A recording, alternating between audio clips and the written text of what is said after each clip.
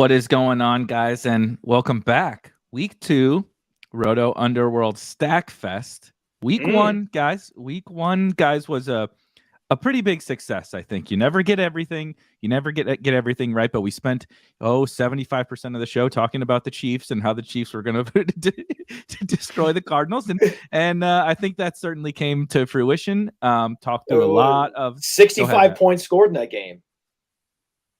Yep. We're gonna toot some more horns, but also I had Tuttle on the Sunday morning show, and we talked a lot about that game. We didn't have all the most relevant news on Thursday when we recorded last week, and the people were talking about Andy Isabella because they just can't get rid of Andy Isabella out of their brain, and we brought up the Dorcher chamber, Greg Dortch, and if we use that, as your run back on our Mahomes Kelsey stacks, that was the print fest. So it was a good kickoff, I think, of the show, and I'm really excited for this slate, guys, because I don't want to say it's more wide open than last week, but I mean, we just saw the Chiefs and Chargers play on Thursday Night Football.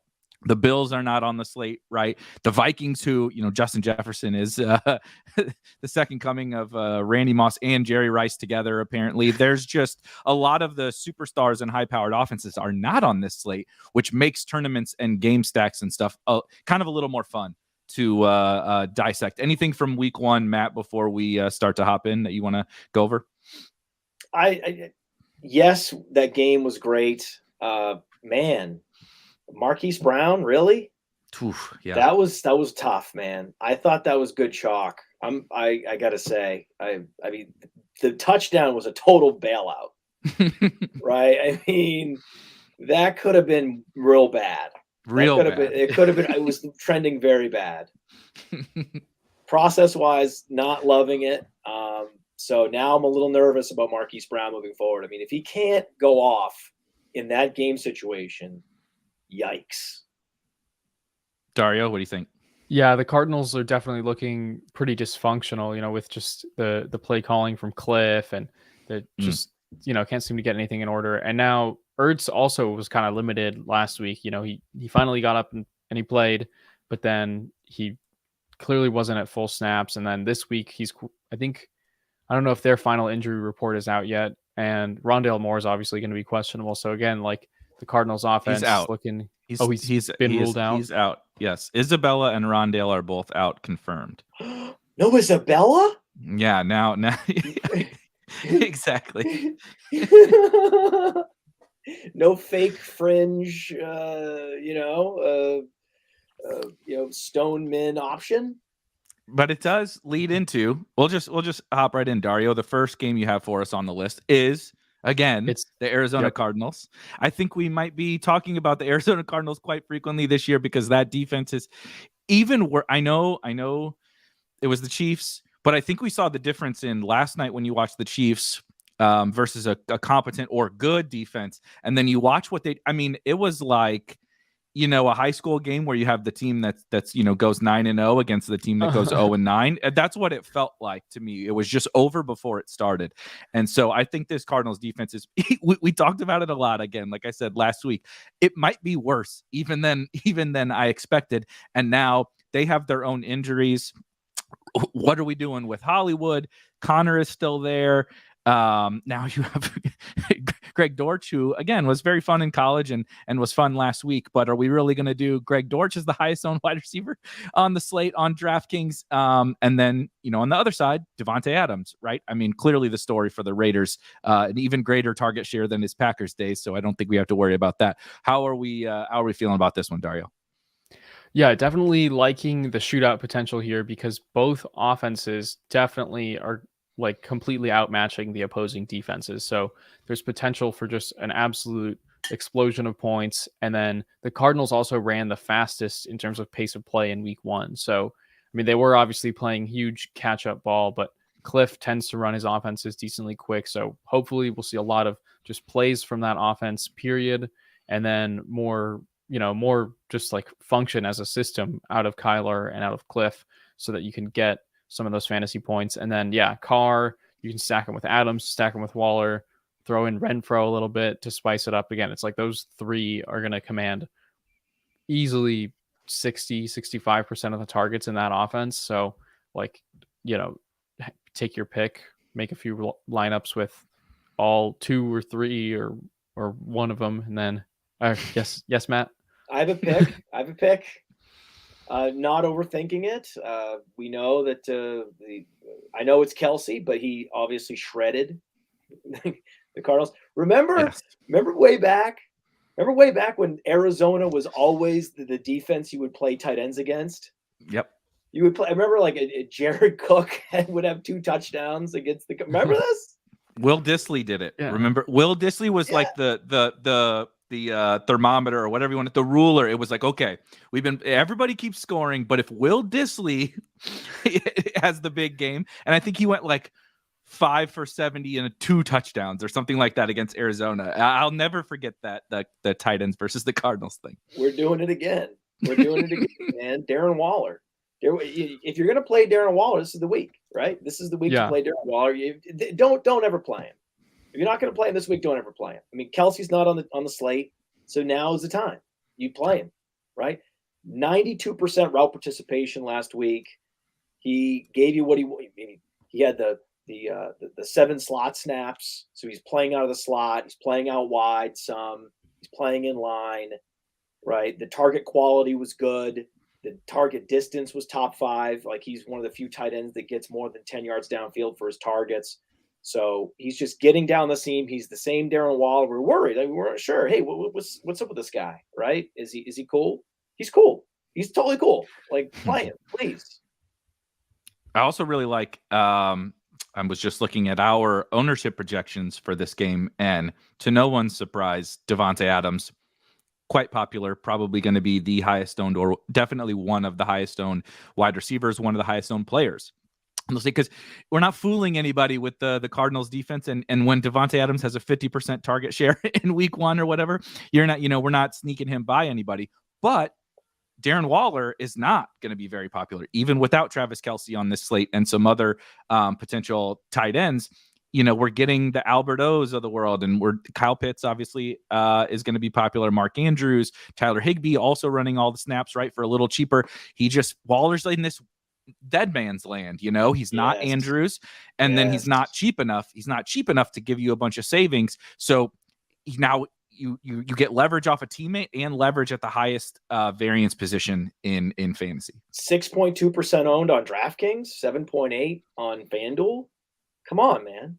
Yep. Just because, you can't play Adams at his price in every lineup. What are we doing? Mix it up, Would you play, man. Would you guys play both of them together in a car stack? Is it too thin? I don't think so. Why would it be too thin? Yeah, I think you can do it. Definitely going to have to find some cheaper dart throws at the other positions, but we're going to talk about these other games now, and I think there's enough, bargain potential elsewhere. He's only 5.6K on DraftKings. Yeah. What's the big deal?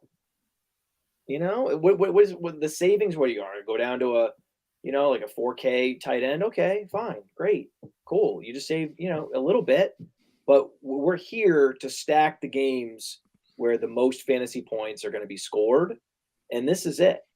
So you could certainly have some lineups with no Adams, because it's possible. It's not probable, but it's possible that they just decide to create a game plan where they just play safeties over the top of Adams and try to take him away. We've seen that happen. How many times have you had a surefire wide receiver smash not materialize because of defensive game plan? And you're just like, you know what? That's the life of wide receiver. The chalk wide receivers don't always hit the way we want them to, because we're not in the meeting rooms with the defensive coaches figuring out what they're going to do, how they're going to attack these games. That's why you always have to you're going to decide this is the featured game that you're going to be game stacking. You're going to have to, Dario, what would you say the percentage of lineups, the optimal percentage of lineups that don't include Adams? I think among your lineups that are stacking this game, maybe 25%. I was going to say 20. Okay, 20, yeah, 25. I was thinking 75, 80 because if we saw this with Davante Adams while he was on the Packers. Like, everyone knew Aaron Rodgers had to throw it to him because they had literally no one else. And then he did, and he was able to get around just about any coverage and put up like 3 insane seasons. So I don't think the Cardinals secondary exactly is the most talented to be able to even design a game plan. Like, unless they're going to line up 3 guys in front of him on the line of scrimmage. Like, I don't think the Calvin Johnson defense. Yeah, the Calvin exactly. Johnson. But we're saying this now because it's logical that it would be impossible to stop him. And then this happens every Sunday. We would look up and it's like, oh, right. I guess that guy got stopped. Like, CeeDee Lamb didn't do anything. Right. One of my favorite examples of this, not perfect parallel to what you're saying, Matt, but it was a Davante Adams game, if you remember, 2 years ago against the Lions, and I think it was week 2 or 3 years ago. Anyway, Davante did the same thing he just did in week 1. 50% target shares, 35 fantasy points, and is playing the Lions, and they were as woeful as ever back then, and it was a total smash spot. He was like probably the same price. He's like 40% owned.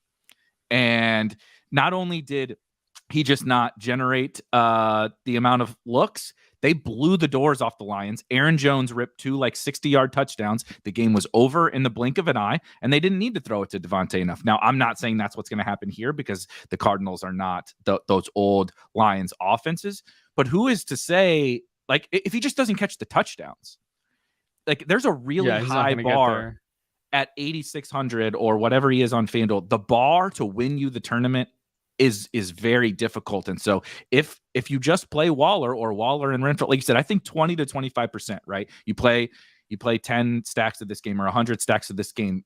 Play your 20 to 25 teams with a Waller Renfrow or just Renfrow or different combinations, because I do think it's more likely than our brains can, before it happens, our brains can't comprehend, like, how does Davante not have a smash game here? But then it happens and you're like, you just throw your hands up in the air on Sunday afternoon. You're intellectually betrayed in that situation. Yeah, yes. It's like, this is not, but it's football, right? It's just like I don't like Josh Jacobs, right? But he's top 12 in projected ownership on RotoGrinders, which has, by the way, RotoGrinders has the best projected ownership, right? Even look at week 1, the differential between actual and projected ownership on RotoGrinders, courtesy of Chris Jimino, chef's kiss, excellent. So, for a reason, Josh Jacobs, top 12, 13% on Draftkings, 16% on Fanduel. That game scenario could play out just like you said. And so if you have some Jacob, we're gonna have some Jacobs Waller, right? Yeah, I think you could get away with that. Bit? But I mean, Jacobs, he's a sneaky pass catcher. Like, people forget that he is very capable of having 4 or 5 targets in a game. Like, I mean, for all you know, he catches a red zone touchdown, and like, that's the optimal right there, is stacking, Waller and Jacobs with Carr or something like that. 60% snap share, which was higher than most expected in week 1. He ran 15 routes. So, and he had 73 yards, right, on 10 carries. And in a game, they were down a lot, right? They were down a lot. They were trying to spread it out and come back. So if it's a flipped game script, and Brandon Bolden questionable, or is he ruled out yet? Out, I think. Okay. I think ruled out. So Brandon Bolden out, which means probably even more snaps for Josh Jacobs. Now, if you flip the game situation, he could potentially have an 80% snap share. It's not that crazy. Yeah, we like Amir Abdullah's pass roll, but what if they're never trailing, if they're never in chasing points, which is kind of what we expect. We expect back and forth, but I think the Raiders side is the most fascinating to me because of that. Because I mean, we all see Davante Adams is probably the best play on the slate, but you have Waller, who also makes for an awesome play. Renfrow, in his own part, could catch 2 touchdowns. And Jacobs, they could be winning without Brandon Bolden. They could be winning the whole game. Maybe Davante, right? You get the old Davante goes out at the 1, and then Josh Jacobs comes in, and we're not rooting for that. We can't predict that, but that's just how football goes sometimes. A 3 touchdown game from Josh Jacobs. It's not the craziest thing. No. It's not the What crazy. about He goes in from the 18, right, randomly, and then he has a couple goal line, whatever. That's football. putting a bow Penalty on this down one? to the one. Interference. No, what it is, it's not even that, Eric. It's not even usually guy goes out. It's PI, interference in the end zone. Mm-hmm. That's the thing. That's what you're gonna. That's what's gonna fuel some of these Jacobs touchdowns. We're already projecting him like multiple touchdowns. You can already see it happening. It's already such a. Did you want to set yourself up so? That's the beauty is if you're gonna go overweight on this game, you can pretty much just say, hey, I'm gonna corner the market on the various scenarios here.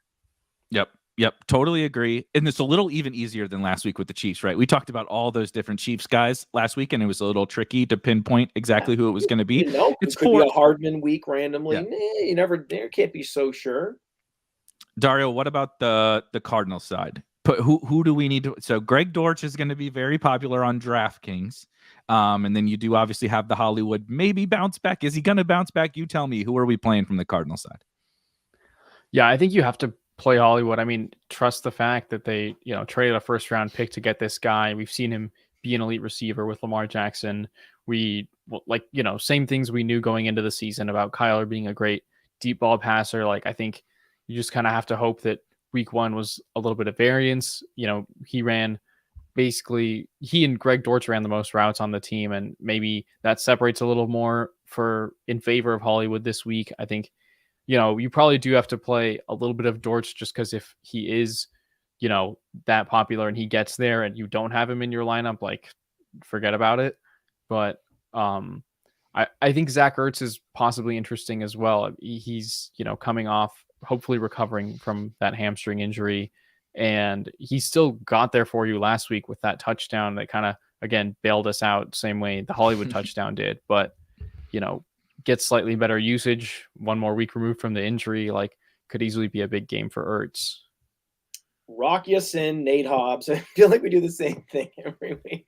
I'm not going to bother giving the Cardinals, Byron Murphy slot corner, like that's what they have, right? So Byron Murphy on Hunter Renfrow, that could throttle Renfrow a little bit, possible, cool, right? We're fine with that. We're not going to be, all in on Renfrow this week. He's just going to be part of our, portfolio of game stacking this particular matchup. But on the Raiders side, the case for Brown is Rock Ya-Sin, Nate Hobbs, Anthony Everett. Come on now. Come on. Mm-hmm. Let's go. Mm-hmm. Come on. Yeah. No Casey Hayward anymore. Like, they've let all their good corners are gone. Let's go. Yep. So the next game on the list is one I'm super fascinated in. Dario said it before, where it's a really fascinating and exciting game with a ton of different pieces on both sides, but maybe not the most appealing quarterbacks. And that's the only thing kind of, I think, holding back the Commanders and Lions, which is the total is creeping up, getting up close to that Cardinals and Raiders game. We're approaching 50 in this game. The Commanders put up a ton of points. Carson Wentz throws for 304 touchdowns. Antonio Gibson is all of a sudden actually being used in the passing game. John Dotson catches 2 touchdowns. Curtis Samuel has 11 targets. There was a lot on that side. And then you have the Lions doing what the Lions do, right? They're pushing the Eagles to the limit the whole game, even though the Eagles cannot stop scoring. It ends 38-35. Swift gets there. Jamal Williams has 2 touchdowns. Amon-Ra is still Amon-Ra, right? So there's so many fun guys on both sides of this game. But then how do we go about, building these stacks? Because I'll be honest with you guys, I don't want to play Jared Goff. You could maybe talk me into Carson Wentz, but I don't know if you can talk me into Jared Goff. Dario, what do you think? Yeah, I think I'm in the same boat with you as far as the quarterbacks. Like, maybe getting talked into Carson Wentz, but I think, like you said, there's so many pieces. I think you definitely have to play some Swift. If you were to stack Wentz, right, and you're taking the Washington side, like, you're definitely bringing it back with some Swift and then some Amon-Ra, probably 50-50 in those lineups. And then, I think this is a great game just for skinny stacking around another game. For example, you take that Antonio Gibson and Amon-Ra St. Brown, put them both in your lineup as, that skinny correlation. If this game hits, and your main stack hits, then you're cooking. I think you need to consider playing Goff. Okay. All right. Do you remember that there were weeks where if you could stack Cousins or I think it was like Falcons, Vikings would play, right? And then you had like the Calvin Ridley and Justin Jefferson. Remember they would go off together, and then Ryan or Cousins would smash, get close to 400 yards, 4 touchdowns passing, and that's the way they get there without rushing. This game is going to be that game if it is that game. It's just tough because neither Goff nor Wentz are technically, good. So it's tough. Usually it's one, but I mean, at the time, no one was that excited to play Ryan or Cousins, right? It's only now that we look back and we're like, oh, we were so wrong about Cousins. He's actually really good. So look at the weaponry, right? The case for Ryan back then was he's throwing to Julio. He's throwing to Ridley, right? So think about the things that could happen in this game where we already know last year Washington gave up the second most fantasy points in the passing game to quarterbacks, right? So, and also in the rushing game to quarterbacks. They were just abused last year in the passing game. And hasn't been big, personnel turnover in Washington. So 5,400 on DraftKings. If you think about the ways that touchdowns and yards can be put up in this game, Goff dumping it off to Swift and him going for a long screen play. Plus, you've also got Amon-Ra, and then you also have deep passes to DJ Shark. So it's there are scenarios I can think of: long touchdown to Shark, touchdown to Amon-Ra. It seems it's all he does. He knows he's awesome, so he's going to score. You have clearly a screen pass to Swift for a score is very much in play. So if you acknowledge all these things are very much in play, and you're almost not surprised at all when they happen. If they all happen in the same game, that's 4 touchdowns for Goff.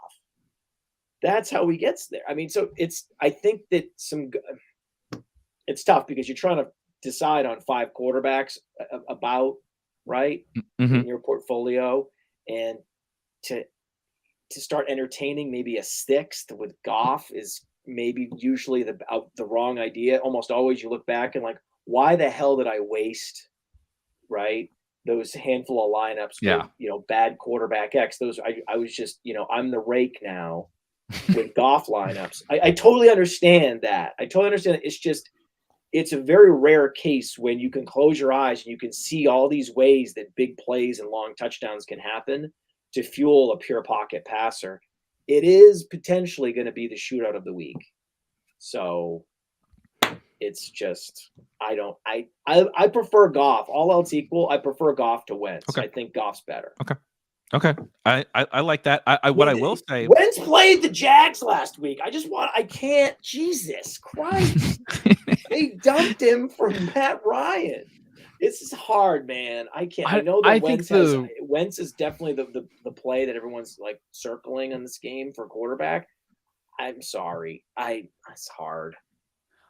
I think that between Terry McLaurin, Curtis Samuel, and Jahan Dotson, like that's a way deeper receiver trio than Goff has to throw to, like, and much more interesting and versatile weapons. Like really. I mean, McLaurin's better than. I'd still put McLaurin ahead of Amon-Ra in terms of just like an NFL caliber receiver with what we've seen from him. Curtis Samuel is a more interesting DJ Shark, and they don't have anyone to compare. Like Josh Reynolds is better than Jahan Dotson. You're going to tell me? Come on. What do you know? We're not going to the number 3 receiver. Hawkins is better than Logan Thomas. Swift and Antonio Gibson. Yeah. All right. So, okay. I think it's about equivalent. It just really does. It really, I guess Wentz is a little more apt to run in a touchdown. Maybe that's the tiebreaker. If you had to pick one, maybe that's really, maybe I'm just wrong. And it's really just, you got to try to pick the guy that's going to give you a rushing score. And that's definitely Wentz is more athletic. Maybe that's just it. Well, one thing I'll say, Dario, I was just going to kind of piggyback on what you kind of started out with, that ultimately when it does come to making that portfolio that Matt was talking about, I think you're going to still want to end up with a lot more of the Swift, McLaurin, Gibson, Amon-Ra, kind of secondary correlations, as opposed to these two quarterbacks, either of them being a big part of your strategy for the week, I think. And I love all of these guys. Like, I think Gibson and Amon, well, before we move on, I want to get, if you had to pick one, I think for me, a pairing would be, my favorite is Gibson and Amon-Ra. But I don't know what you guys think. Yeah, thank you, by the way, Eric. This is why he's the host. we skipped right over the lead. We buried the lead and went right to like fringe, maybe jam in pocket Josh pass Reynolds, Jahan Dotson, Jared Goff. Right? Talk. Yeah. Oh yeah. Who's better, Josh Reynolds? No. Thank you, Eric. This is like the best game to skinny stack in the history of DFS. Like, that's the lead story here. That's the lead. You want to play two players from this game on either side of the matchup. I don't care really. Swift, Samuel, you talked about. Gibson, Amon-Ra, McLaurin, Swift, McLaurin, Shark. I mean, it's almost like, when you're setting your lineups, you got to try to iterate over all these different combinations that you can, right, get in there. But that needs to be almost the starting point. Almost, it's like from a lineup building standpoint, typically you start with your quarterback led stack. But maybe here it's like, well, let's start with our skinny stack. We're definitely skinny stacking Washington, Detroit. Let's start there, and then we'll work our way through. See what fits around it from the almost that's the starting point this week. Is we know we're skinny stacking this damn game, and there's so many combos. You can almost get away with having almost all of your lineups have some random exposure to two right in this game. Definitely.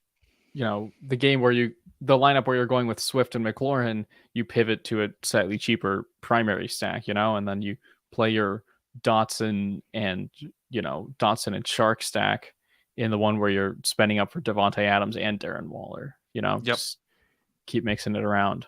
Yeah, the Swift McLaurin team is the non-Devontae team. It's the that's when we just play Waller as the leverage point from that game, right? Maybe there's Hollywood, however the rest of it comes together. But like you said, in the lineups where we're using the kind of the superstars from this game, then maybe we're coming on to one of these stacks we'll talk about here, in the next 20 minutes or whatever. Mm-hmm. And it all comes to that point that Matt said, is like, this game is like the priority. Getting my parent, like if I'm 150ing this, I would probably consider 150 teams of having the pairs from this game, because there's so many combinations. Well, I was going to ask you that if you had the 150, you would actually, there is a world where all 150 would have a skinny stack from this game. Because there's 4 guys probably on each side that you want to cycle through at least at a fairly decent clip. Yeah. I have 4 names on each side for sure. And then I think Dario, could we pull up the lineup genius and maybe do a Carr Adams, see how it works if we do a Carr Adams? Yeah, let's see. So let's look at this is the player profiler DFS Dominator lineup genius. So, or you could just not even do Adams. You could just pick Carr and then see, do a skinny stack. So I'm thinking we'll start with Carr, and then basically, the way our lineup genius works is you build your primary stack, pick your quarterback, come down to the weapons that you're looking to stack, and then let's say we want Adams, and then we know that we're going to get a run back just because that's the way the optimizer is built. So it automatically puts in the run back. Well, it highlights. Yeah, you can highlights the run back. Down. It's a little white stack next to Marquise Brown, so it shows you who the run backs are just as at a glance. Yeah, and then let's just we're going to go ahead and pick Amon-Ra. Someone else though. Pick Amon-Ra. Yeah, and then we'll keep coming down here. Basically, you can choose we can let's say we want to exclude, someone in the 49ers game because it's supposed to rain on them again. We only need Is it really 10 lines. So yeah, there's like about I think it's like half an inch of rain supposed to be on Sunday in Santa Clara. So you can, like we were saying, Eric, you can like control the amount of runbacks and stacks you want with that main quarterback. Okay, so so basically one run back, so only one Cardinal. Yeah. Right. And then your level of chalk. Here. And then let's roll it. See what it says. Yeah. Yeah, and then so it does allow you to say, hey, we're going to run back with any running backs in the stack or not. Allow running backs to be stacked. All right. So what do you guys think of this line? We got Derek Carr, Saquon Barkley, Darrell Henderson, Amon-Ra, and Curtis Samuel made it as the skinny stack. Okay. Yeah, that's what it was. Devontae Adams and Zach Ertz. And Ertz as the Cardinal. Okay, that's interesting. Dude, Bengals against the Cowboys. The ultimate chalk defense of all time. Of course, the chalk defense. And then another great thing I like about this is you can say I'm like, oh, you know what? I'm off of Donovan Peoples-Jones this week. The Browns are barely going to have to throw the ball. You click the little swap arrow, and you can plug in Jacoby Myers, Devin Duvernay, Zay Jones. I kind of like Zay Jones. So, like, let's go with... We like Zay Jones this week?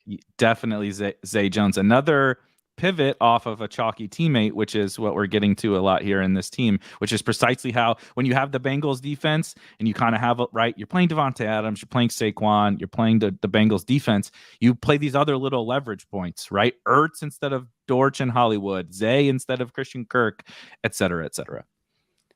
Yeah, no, and I think Darrell Henderson's is also pretty chalky this week. And then, so you can go down here, favorite your lineup, and then it stores all the lineups you've saved. You can look through all the other auto-generated ones. Like, got Najee Harris falling into this one. So let's Rex see if we can pivot. Quick pivot to Antonio Gibson, perhaps Javonte Williams. You guys got a preference? Dude, yeah, do it. Yeah. So, oh my God, yeah. So that one, it didn't build the skinny stack by default that time. So it did because it had Dotson. Dotson's there. Okay, so this is now we got a fat skinny stack. I think the definition of skinny stack, you can still do 2 and 1. You can still have 3 dudes from the same game. That's still technically a skinny stack because there's no quarterback. Yeah, and then we can, for example, you go back to the settings. And we can control for how many guys you want stacked with the quarterback too. So let's say we want at least 2 stacks with Carr. So this would be 2 and only 2, right? This would be 2 and only 2. Is 2 and only 2. So we could move that up to 3 on the other side, make it 2 or 3. So now it's like giving us Carr, Adams, and Waller. Oh, I hadn't heard the Rondale news yet on the projections.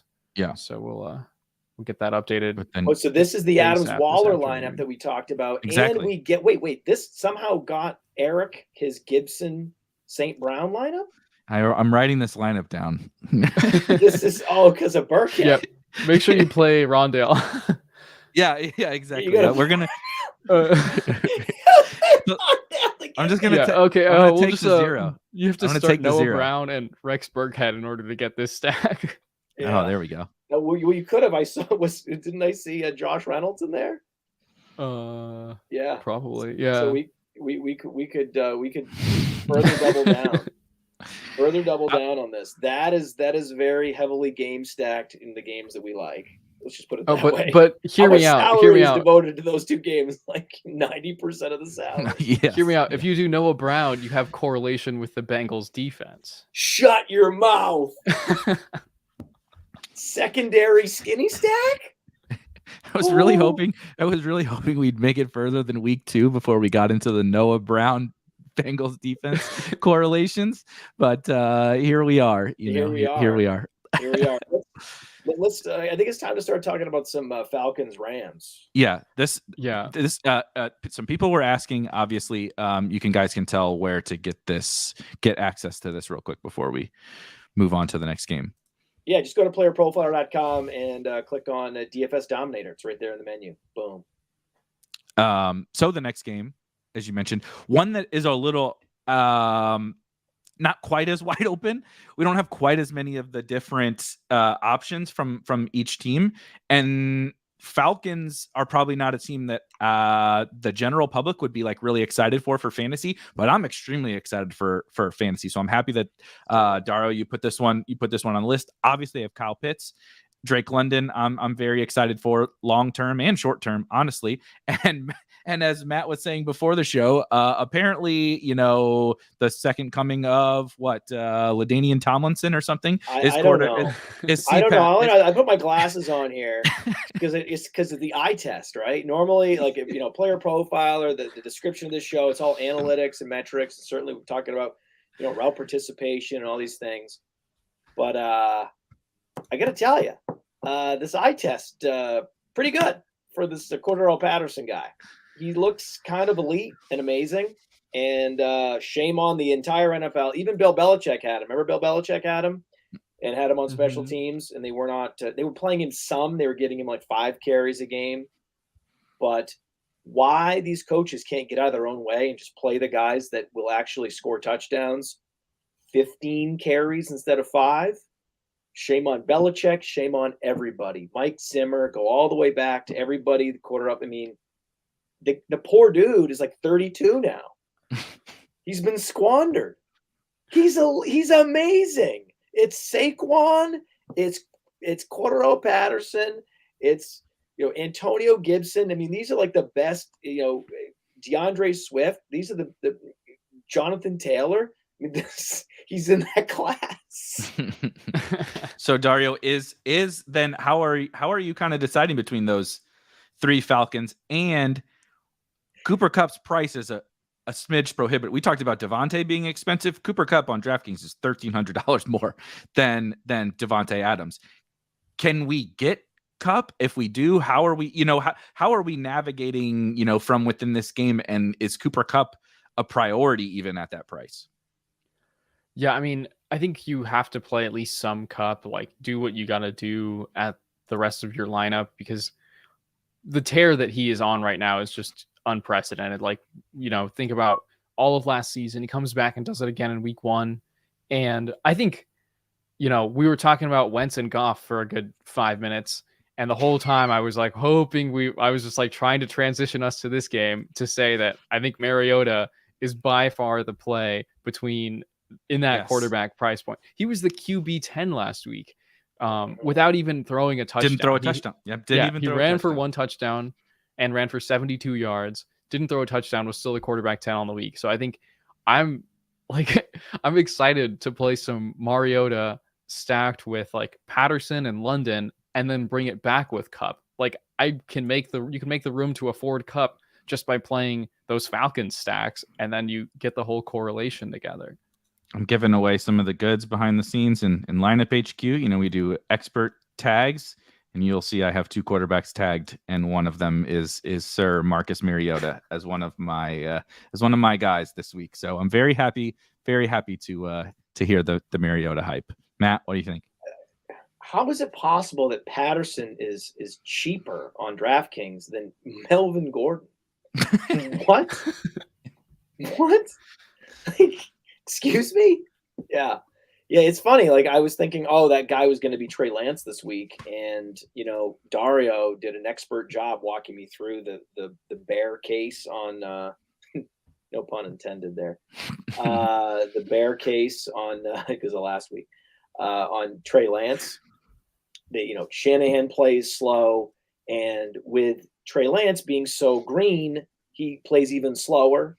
Yep. Right. And so now we have weather issue potential. So why overthink it, and why not just go Mariota? Right. You can save even more with Mariota, and actually you get a game you actually like.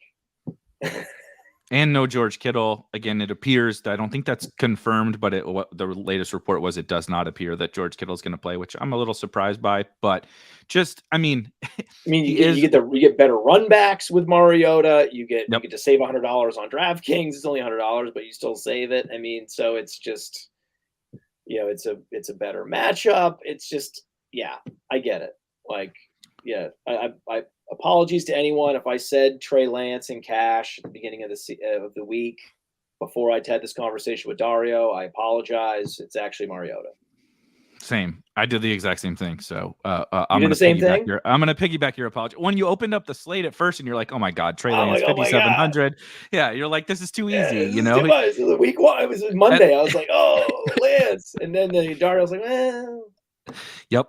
100% had the same realization. So totally support that. One thing with this game is, Allen Robinson is going to be a little bit popular. You know, we've reached the stage of DFS where the guys who are absolute garbage the next week are in a good spot and you're not getting ownership discounts on them. How much, if any, Allen Robinson are we playing? What are we, we're excited about all these Falcons, definitely see Pat Mariota, obviously Pitts and London as stacking partners. But we can't do Cup as a bring back on every one of these. Henderson's pretty popular. What are we doing with like A-Rob, Higbee, those guys on the Rams side, Dario? I think that, I don't know, I'm pretty scared to touch A-Rob. I think you definitely play him, I would say maybe like 10, 15 to 20% of those Falcons stacks, which again are not going to be very many of your 150. Be under the field on Robinson this week. Yeah. I'm happy to be under the field on Robinson and over the field on Henderson. Okay. That's a good way to frame it. I think so too. His projected ownership, 22%, number one on the slate. Henderson's that chalky? Yeah, that's absurd. I mean, I'm pretty surprised. He's only 5,700, and we saw him get like 82% of the running back snaps last week. And, the Falcons, we all expect them to get steamrolled by the Rams, and McVay loves his running scheme. So I think there's a potentially huge game in store for Henderson. Take him. Just play him, man. Like, that's the thing. I'm like, I'm kind of bummed that the ownership's that high, but whatever. I mean, it makes sense that it's that high. I don't know why I'm even remotely surprised. I mean, everyone's, you know what it is? It was the goddamn Island game. Everybody saw that whole game. And Akers doing nothing. That whole game. Everyone's like, oh, Henderson is like not only, getting the touches this week, he's full blown the bell cow. Like there were drives and drives would go by. No Akers. And now no Kyren Williams. So I think that, so good chalk on Henderson. I think that's the bottom line. And no need to chase it on Robinson. That's what you're saying, Dario? Yeah, definitely. I think I would agree with you. Be over the field on Henderson and fade Robinson. And I think that, this Falcons defense is just absolutely bereft of talent. I think they were lucky to hold the Saints down for most of the game, but is there anyone on that front seven that you're afraid of that you think McVay won't be able to run on? Like, not for me personally. That's the thing, though. The beauty is of everyone seeing that Thursday game is everyone thinks that the Rams can't block anybody, when really the Bills have an incredible front seven, and it was the Bills. It's the same reason why everyone hates, anyone's schedule that happens to be playing the Bills in week 15, 16, 17, right? Like, don't like the Bengals as much. They play the Bills and the Patriots. And it's like, well, okay. Well, the Rams just played the Bills and they look terrible. And you're not allowed to be surprised when they look fine. Because I don't know, did they win the Super Bowl last year? What are we doing? I think it's going to be fine. The Bills had the number one DVOA defense last year and added pieces to it. They literally got better, and Tre'Davious White will be back eventually. I mean, that team is just an absolute juggernaut. But the next game, Higbee? I think you can play like CPAT Higbee. Using Higbee is actually kind of interesting to me. Yeah. Because Kupp is very expensive. I don't really want anything to do with A-Rob. And then Henderson, we all like, but is a little bit popular. And there are a lot, like we just talked about CPAT. We talked about Gibson, Swift, Saquon. There's a lot of running back options. So if you want to get your Rams exposure, you can get it from, Tyler Higbee is just a dude, but he's 4,200 and he's going to play every snap and run basically every route. You know what I mean? You're looking for 2 TDs from Higbee. Very possible. Yep.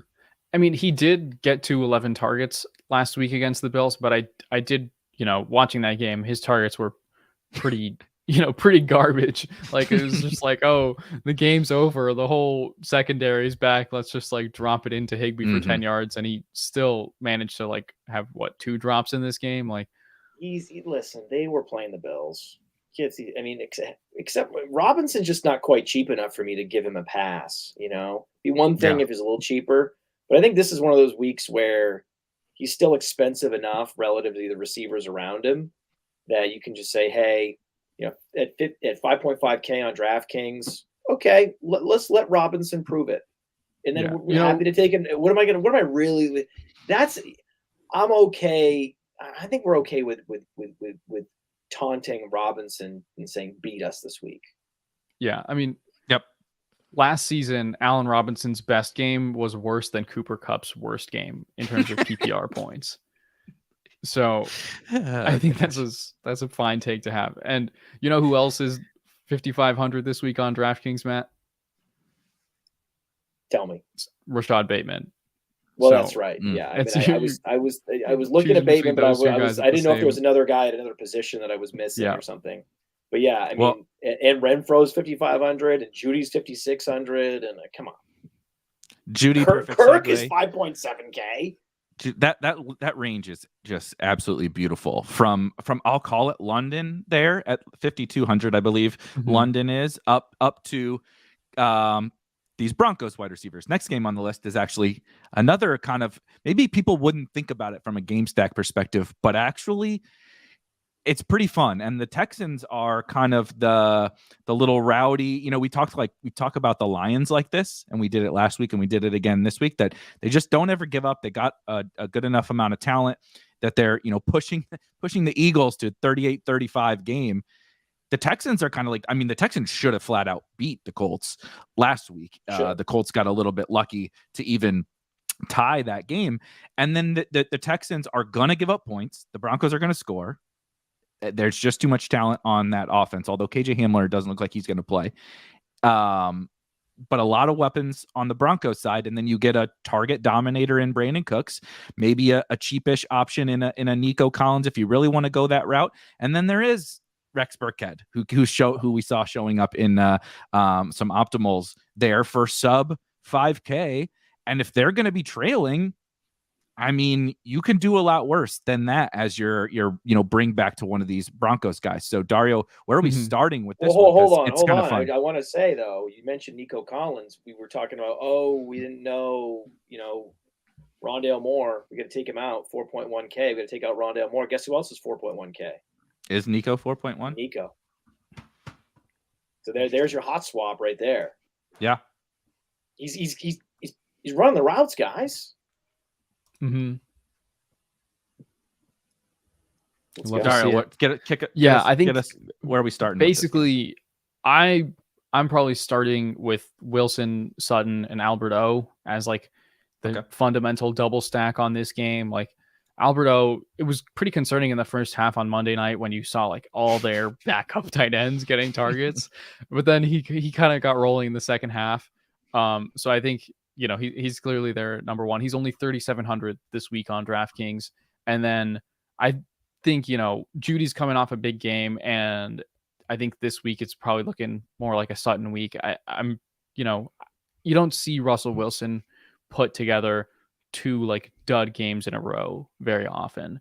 So I think that, he's going to have a little bit of that fire coming back this week. I do think, however, Wilson's definitely more overpriced on DraftKings this week as compared to Fanduel. Like if you're going to be playing these Broncos stacks, I'm slightly leaning toward, going to be heavier on them on Fanduel because Wilson's priced not that far off of Kyler and Lamar on DraftKings, as opposed to, I think he's the 5th quarterback maybe in Fanduel. So there's a pretty stark difference in like where is going to be the better place to get those Broncos stacks in. Good point. He is the third, for people unaware, he's the third highest priced quarterback on DraftKings. There's only 3 quarterbacks above 7K: Kyler, Lamar, and Russ. And I like Russ. This is a good matchup, but one of those things is not like the absolutely in that group. Matt, who are you? Where are you headed? We didn't talk about Javonte. And are you also team Sutton over Judy this week? Yes, I'm always team Sutton over Judy. Sutton's just better. Again, congrats to Judy. Got the 100 yards, got the touchdown last week. Good for you. Seahawks, fine, great. But it's Sutton, week in, week out, it's going to be Sutton. Sutton got the air yards. Let's see. I think Sutton was number 2 in air yards last week, wasn't he? I think he was number 2 in air yards, total air yards, and top 5 in average target depth. So that's what we like with that's the stickier metric. So we're going to go with Sutton this week. And Javonte getting the targets out of the backfield. Any given game, Hackett talked about the hot hand approach where, hey, okay, Gordon's on a roll. We're going to give him the carries in the second half. Fine, right? But that can be Javonte this week. So Javonte this week could get more carries in the second half than Gordon because he's on a roll and he's getting all these targets.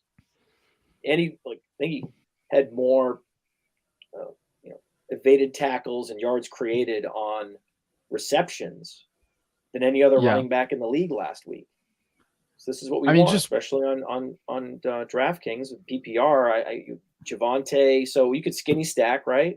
You could skinny stack Cooks and Javonte Williams. What? Absolutely. Yeah, man. Is there anything else from the Texan side, Dario, or is it kind of Cooks being your priority? Yeah, I think Cooks is absolutely the priority. A little bit of Burkhead you have to do, I think, because he, to everyone's surprise, outsnapped Pierce significantly. It was like they were trying to put that game away by handing it off to Rex Burkhead, and you knew that wasn't going to end well for him. But to give him credit, they tried. But yeah, I think Burkhead in a game where you expect them to be playing from behind, like he's already. We already knew he was going to be their pass catching back, and then he showed he was even more their base back than we thought. So I think he's definitely in play here. And like Matt said, it's only a matter of time before we get that big Nico Collins week. He's out there running the routes. Yeah, I mean the route participation rate was up there, 81%. Good, right? That's top 50. But the matchup, Patrick Surtain, I mean, he's top 10 in our coverage rating. So we have cornerback rankings on playerprofiler.com. Surtain's top 10. And so in terms of that's going to be the outside matchup. The point total here is not as high as you'd like. So it's harder to justify secondary receivers when the point total isn't getting up there. So this is probably not the week to go Nico Collins, as long as there's better options, under 4.5K, get creative. This week, not go Collins, but I mean, maybe next week, maybe the week we're going to have a Collins week. It's going to be. This is just maybe not it. It's okay though. It's not, I don't think we need to jam him in. I don't think we need to figure out because Dotson's 4.2K. Yeah. So no, exactly. I was looking over here. 4.3. So it's not. I don't think it's a big deal. Yeah. Don't force it. While we're on the subject, I'm in a home league that is ridiculously shallow, and I have to bench one of Sutton, Amon-Ra, or Darrell Henderson this week, and I am absolutely miserable over it because I know that whichever one I bench is going to score 2 touchdowns. Let me know, because then I'll play him. I'll play him in DFS. Whichever guy you bench will be going on my lineup. Or 5 to 10 minutes left, and we got one game, so we're making pretty good time here. Another super interesting game, although maybe a little more straightforward for stacking. We probably not as many Nico Collins and Josh Reynolds type references in this game with the Dolphins and the Ravens. Only a couple of guys doing all the work on both of these sides, and that makes for one thing. Just before I pass it off to you guys, that I love about these games is when you get, even if it's not like a massive shootout, right? I don't expect this Dolphins Ravens game to on average score more points than Cardinals Raiders very frequently, right?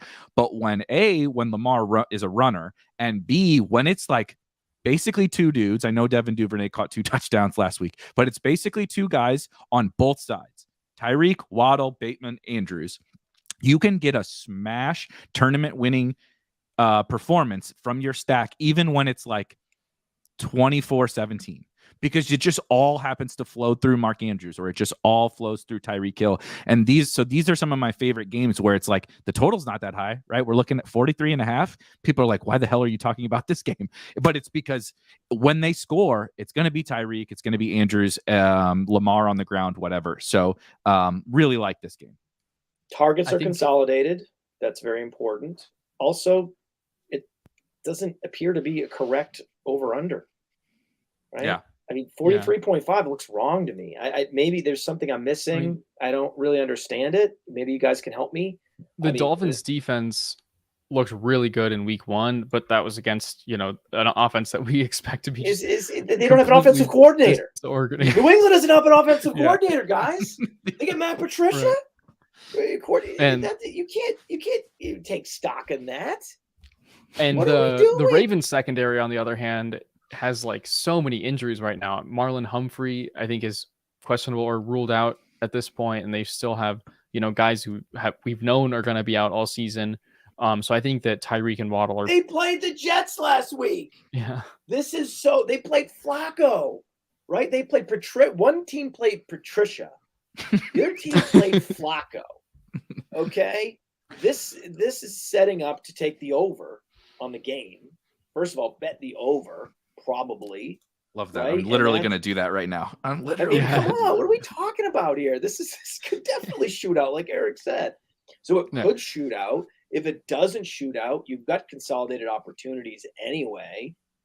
I mean, let's go, man. Let's go, Lamar. Let's go. So we're playing Lamar this week, clearly. I think of all the players that you're sprinkling in, like, okay, so let's say you have these Derek Carr stacks we talked about, where you have the skinny stack. Of course, you're always putting in the skinny stack for Washington, Detroit. The sprinkle player, my favorite sprinkle player this week is the guy that's, and again, why I'm not, so bullish on Robinson is because my sprinkle guy is Bateman. So said it last week. It's so funny. It hit home when Dario said, well, who's 5,500 as well.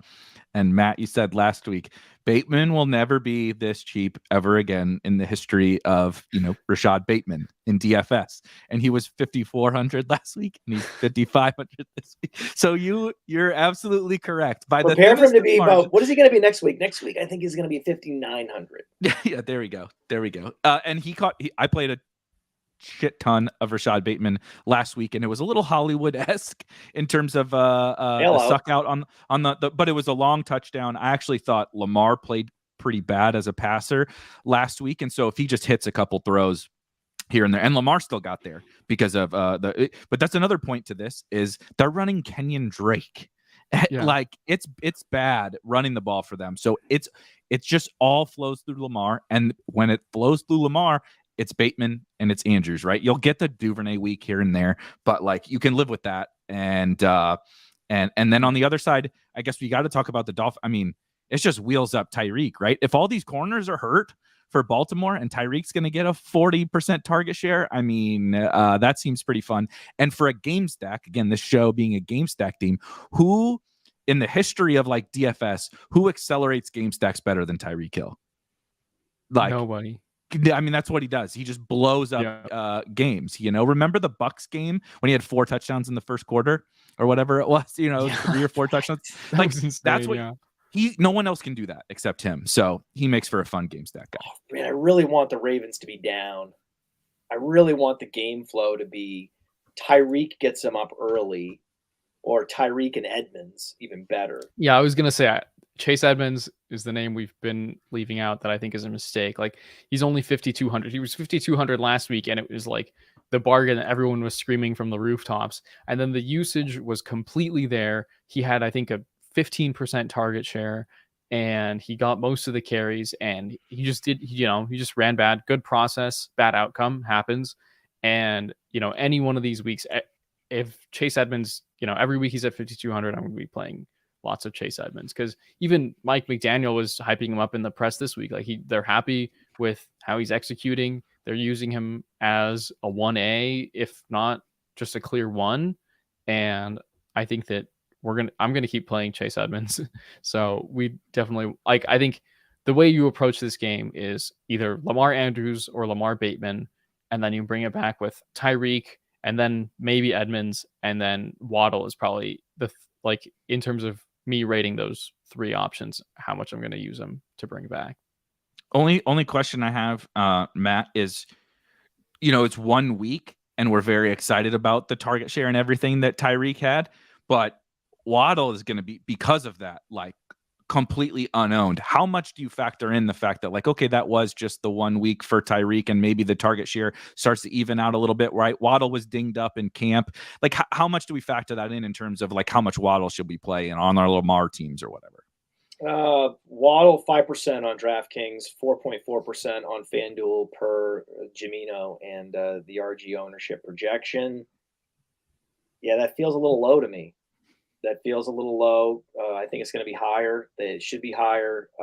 It's not like Jalen Waddle's not a possession receiver. He was used as a possession receiver last year because they had to. They had Tua had no time to throw. Seems like Tua also has a little more time to throw this year. The front seven, though, for the Ravens is going to be the thing that actually helps. If the game's going to be contained, it's going to be because of the front seven actually getting pressure on Tua, and they have to more throw underneath, and Waddle is running those drag routes. So that's the case. The case for Waddle is that they end up pressuring Tua, unlike he was pressured last week, because that's the thing.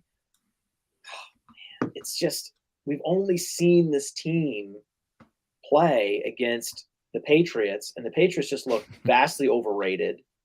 We've only seen the Ravens play against the Jets. So I don't want to just project the usage to be from week one. That's not what it's going to be. Waddle's great.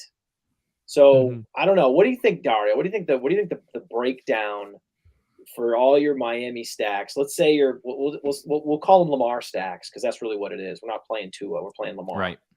So you have Lamar stacks. Are you 30-70 Waddle to Hill, or more closer to 40-60?